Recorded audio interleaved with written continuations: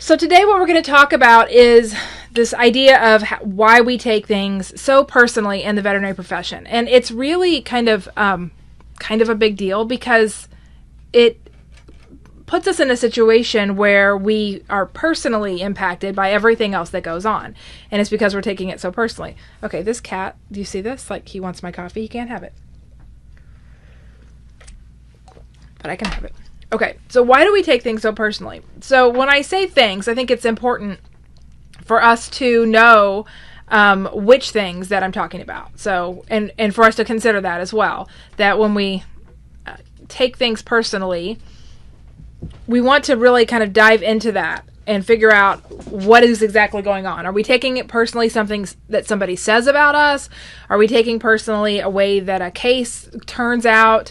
There's just lots of different scenarios, but those are probably the two main ones that when those situations occur, when somebody says something to us that doesn't sit well, or when a case doesn't turn out the way that we want it to, that we're really quick to internalize that, take it personally, and blame ourselves.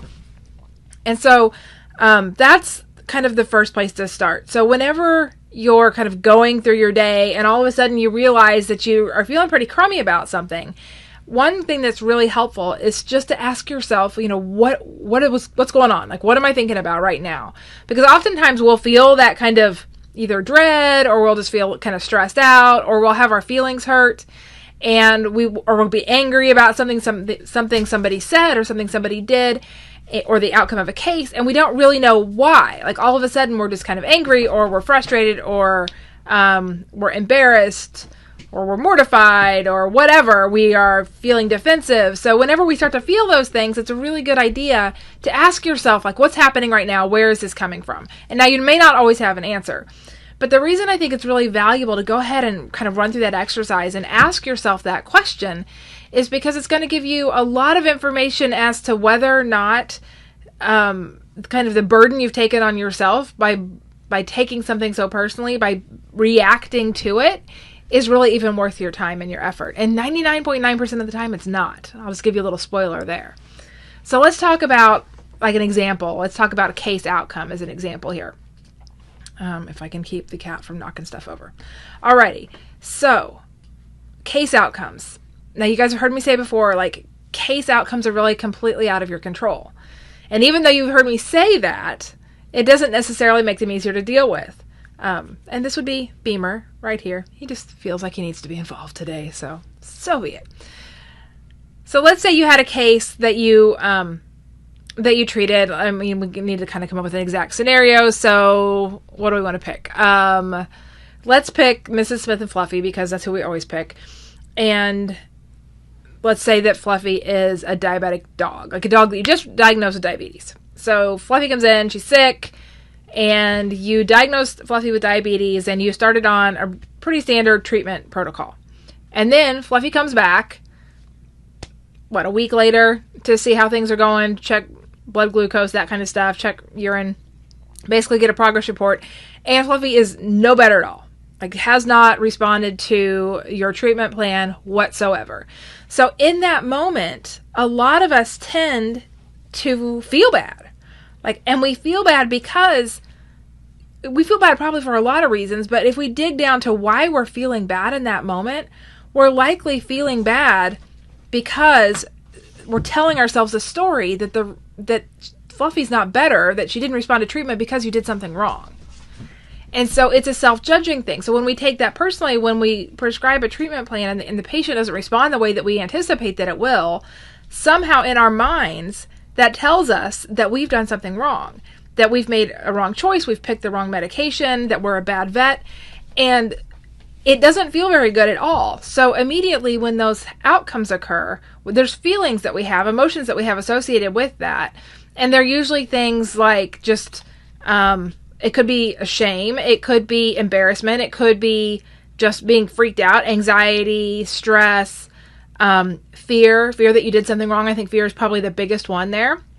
That if we start to really kind of identify what the feeling is, we realize we're afraid.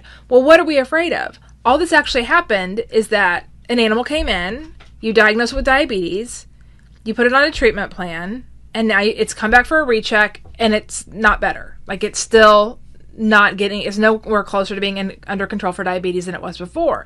So why does that make us feel afraid? The reason it makes us feel afraid is because we believe that we did something wrong. Like, our knee-jerk reaction is, this animal isn't better because I did something wrong. And that's just programming that we need to get over. The reality of the situation is that whether or not that animal responds to the treatment is actually completely out of your control. And I see a couple people here. Hey, so we got Frida here. We've got Jenny. So happy to see you guys here. What we're talking about today is when we take things really personally, and specifically case outcomes. So the thing of it is that, so if this diabetic animal on your recheck didn't respond, there's no reason for us to go toward being afraid or being ashamed or beating ourselves up and believing that we did something wrong, because we actually had zero control over it. The only things that we had control over in that whole situation was the physical exam that we did initially, the communication that we had with the client, and the treatment plan we chose. But what we're doing is we're linking the outcome, the fact that this animal isn't getting better, we're automatically going back and saying, okay, I screwed something up or else this animal would be right. Now, is it possible that you did something wrong, that you made a wrong choice? I mean, it's possible, but most of the time it's not true. But let's kind of run down some scenarios that maybe where that could be. So you had an animal, this dog that came in, you diagnosed with diabetes, and the treatment plan that you gave for it was to send it home with, I don't even know, like to send it home with a special food and some antibiotics. And let's just say this diabetic dog, like, had really high glucose in its urine and really high blood glucose, and maybe it had a few ketones, and then you elected to send it home on a special food and some antibiotics, and that was your treatment plan. Okay, and then it comes back a week later and it's not better. Now, in that case, you probably didn't treat it the right way, right? Like, that's not our standard protocol for treating diabetes. So I guess, if you go down that road, then you could blame yourself, but what good does it do? Like, at the end of the day, there are wins and there are lessons. There are not wins and loses. So even when things don't go well, there's an opportunity to learn something there. So I'm not saying, like, blow off everything that goes badly, but don't just automatically assume you did something wrong.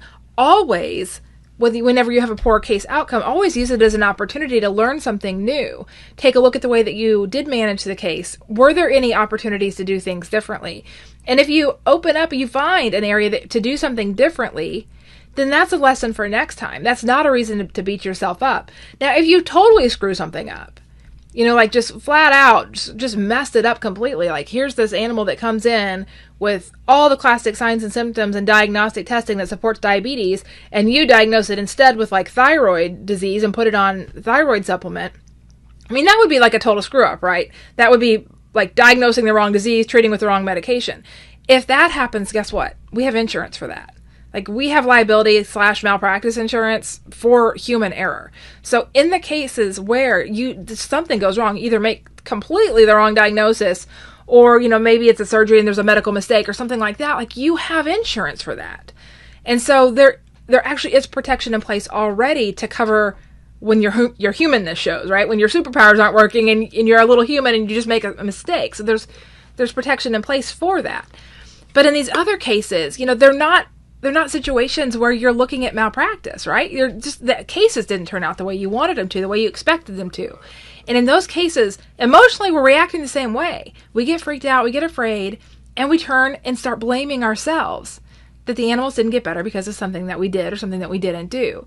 And the take home with this is that what we forget to remember is that we didn't actually ever have any control at all over how the animal is going to respond.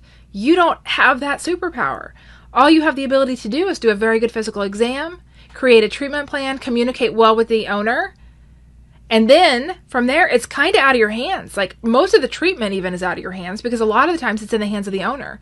And if the owner doesn't follow through and give the medications the way that you prescribed, or do the treatments that you prescribed for the animal, and the animal doesn't get better, well, that's not on you, because you can't control what other people do.